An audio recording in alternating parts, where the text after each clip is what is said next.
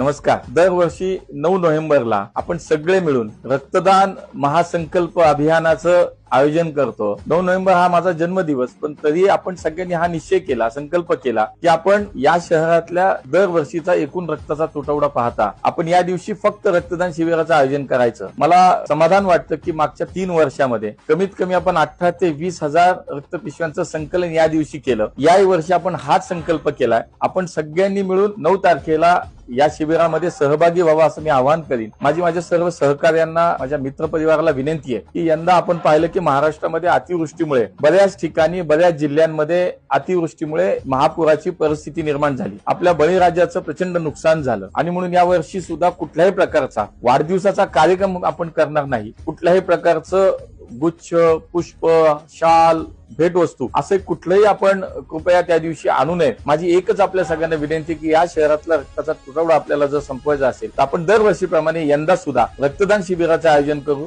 रक्तदान शिबिरामध्ये सहभागी होऊ. हेच माझं आपल्या सगळ्यांना आव्हान आहे. आणि म्हणून जन्मदिवस आपल्या सहकार्याचा कुणाचाही असो, त्याला सामाजिक भान, सामाजिक कर्तव्याची एक कुठेतरी किनार असावी, एक भावना असावी. हाच या सगळ्या कार्यक्रमामागचा एक ही भावना आहे आणि ती आपण सगळ्यांनी मिळून यशस्वी करूया. या शहरातल्या रक्ताचा एकूण विषय पाहता आपल्याला रक्तदान शिबिराचं हे महाआयोजन करायचंय. मोठ्या प्रमाणात सर्वांनी या अभियानामध्ये सहभागी व्हावं हीच विनंती. खूप खूप धन्यवाद.